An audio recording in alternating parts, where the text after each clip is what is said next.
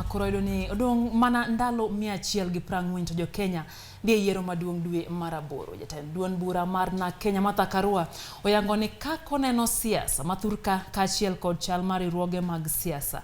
Karua e twak makende gi wang' jowi mar Citizen nolieko ni riwruok mar One Kenya Alliance ne otho kinde mane jokanyo mage ne ong'ado madonjo e riwruok mar Azimio la Umoja kigin ma ok gidhi gi duond buche duto manoketo winjruok mar loso OKA.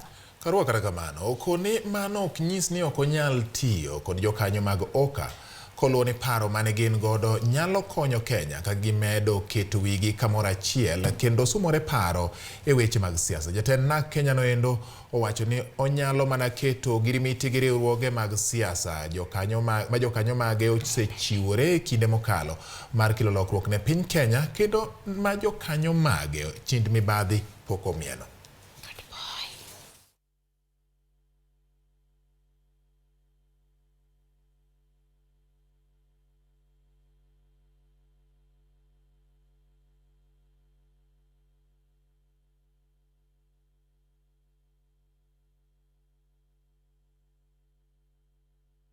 For OKA, it was a coalition of the willing, and I'm referring to it in the past tense, in the sense that we came together so that we may negotiate with other coalitions together.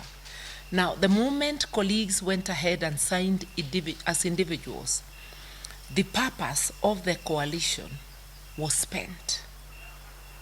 Therefore, it ceased, even without much more. But that doesn't mean we can't work together. We worked together before inking of the deal.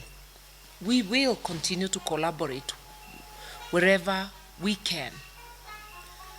And we shall collaborate not just with our friends whom we were with in OKA, but with others on issues of common interest. And collaboration doesn't mean sameness. I am not ready to say outrightly or upfront which side, but I'll say this, and which doesn't leave much doubt, that I'm looking, and Na Kenya is looking, for a formation where we can see a good number of people of goodwill, people who have a past of demonstrated selfless service to the nation. We're looking for leadership with integrity. It is not possible to find a side full of integrity because each side has people with baggage. But it is possible to look for and identify a side that has people who have been patriots, who have been selfless, who have served Kenyans and sacrificed for them.